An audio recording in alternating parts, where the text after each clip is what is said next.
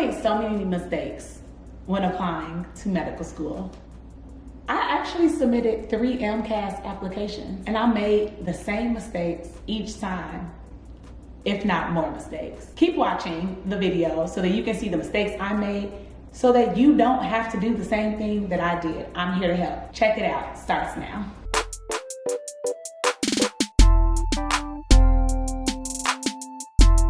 Hey y'all, welcome back to Made Into Medicine with Vix. I'm a first year medical student at UICOM Chicago, and I'm here on my channel to talk about my pre-med turned med school journey and all the things in between. Today, I want to talk to you about submitting your AMCAS application and give you some tips on how not to mess up. I know that with submitting the 2022-2023 AMCAS application comes a lot of jitters, a lot of nerves, because you don't want to make any mistakes. Cool, hear me out. I'm your girl to help you so that you don't have to do that, okay? Number one of the most important things that you need to do is to purchase MSAR off of AAMC. And MSAR stands for Medical School Admissions Requirements. Hear me out. It's about $28 for a 1-year subscription, $36 for a 2-year subscription. Sounds cheap, the prices, all these numbers are gonna start adding up. So if you can get a friend to go half with you, that would be ideal. On MSAR, you find, this is one central location for all the information for all the schools.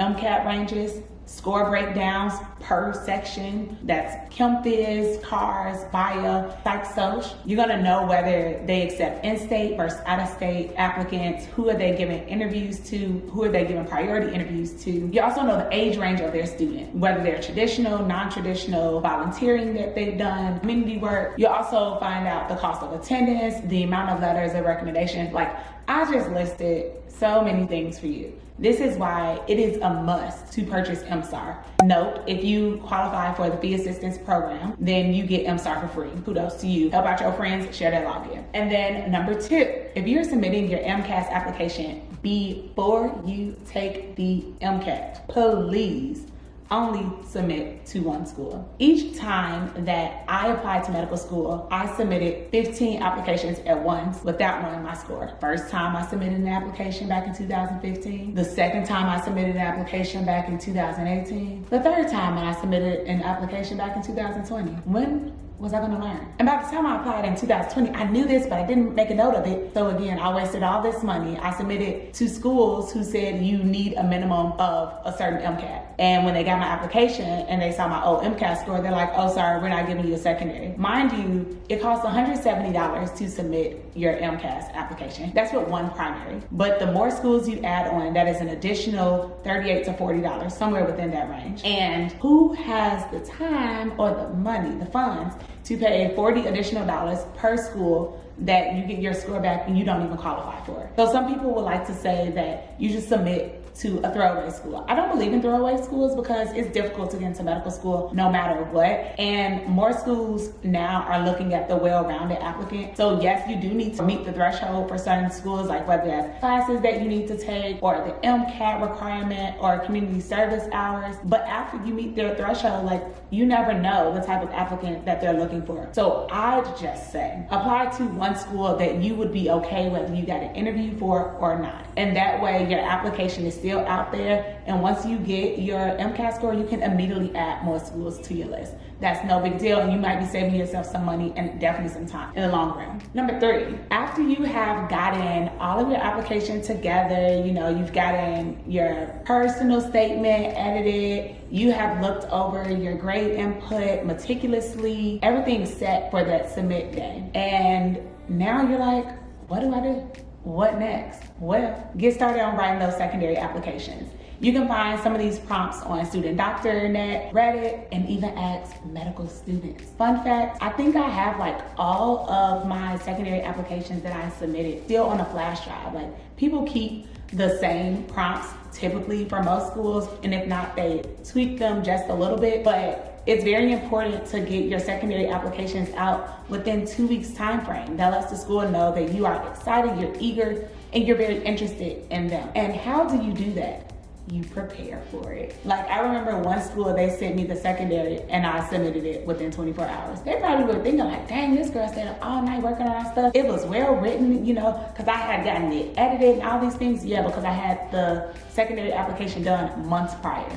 You know, preparing yourself and cutting off as much stress as possible. Number 4, I kind of said this in number 3, but I'm really going to look for my first application to medical school, and I need y'all to see how I didn't let nobody take a look at it. Okay, like not one soul, and it showed. When I got to the experiences part, I literally copied and pasted bullet points from my resume. Like, I literally had bullet points in my experiences. That was a joke. But that's because I was too ashamed, I was too embarrassed, I didn't want anyone to critique my work. I couldn't take it. But if you can't take the heat, get out the kitchen. Meaning, if you can't take someone helping you to get into medical school, maybe you don't need to apply to medical school because you're gonna need help when you get there, regardless. So be sure that you have a trusted editor, proofreader, someone that's going to compliment, add to your work, and not tear you down or break you down. Number 5, there is no such thing as a safe school. No such thing as a safe school. I just want to reiterate that. I said it already, but I want to say it again. No such thing as a safe school. Get that out your mind, because I don't want us feeling entitled when schools don't give you certain interviews and you say, well, I deserve, well, I mean, there are a lot of deserving candidates out there. So you deserve to put your best foot forward and give it your all, do everything that you can to secure those interview invitations and the acceptances, okay? So as a brief little recap, what is the most important thing, class, that we're going to do? We're gonna purchase MSAR. We're going to save a lot of steps, save a lot of time, save a lot of energy by purchasing MSAR and having that one centralized location for all of our things. We're only going to submit to one school if we're taking the MCAT after submission. If you have already taken the MCAT, feel free to apply to as many schools you want. You have all of your metrics with you. Do what you do. Get those secondaries started. Start working on those secondaries after you have press submit, and then always have someone edit your work. Don't believe in safety schools, but also here's a little tidbit of a nugget. Please contact admissions offices or diversity and inclusion departments so that they can know your name, that they can tell you what specifically their school is looking for in a student, and so that you can ask questions to see whether you would thrive as a student there. As I've stated so many times, like, medical school is hard, but you do want to ensure that you're going to an institution that is going to support you, not just academically, but mentally as well, because, like, y'all, I be going through it, okay? Like, no lies. And when I say there is no safety school, when you are creating your list of schools to apply to, please apply broadly. But with that, there's a small caveat of only applying to schools that you will be happy at. There was no way I was going to apply to a school, I'm just gonna randomly say, like, I don't know, Nebraska or Arizona. I can't even think of medical schools that are there, but I just knew that for me, I needed to be somewhere where I had a support system, where I knew that I was going to thrive mentally. Like, here, when my mother saw me stressed out during my first block of school, she said, how can I support you? And I'm like, the common thing, I don't know what I need for support. She was like, are you eating? And I'm like, well, not really, because I don't really have time to cook. Fine, I will meal prep for you for the entire week, and I'll do it every week for you until you get back on your feet and you're fine. And you know, you got these things under control. That wasn't gonna happen if I went to the other side of the country. But with that, I didn't only apply to schools in the Midwest, because that would have been foolish, because what if no school in the Midwest would have even given me an interview? Oddly enough, every interview invitation I got was from schools in the Midwest. Weird, but yeah. So, like, apply broadly, give yourself a chance, and I'm hoping that these schools give you a chance as well. If y'all have any questions, per usual, please hit me up. You can send me an email or you can comment down below. Email me at madeittomedicine@gmail.com, or again, comment, like this video, share with other people so we could get the word out on these AMCAS mistakes you do not want to make. And yeah, that's all I got. See y'all next week. Bye.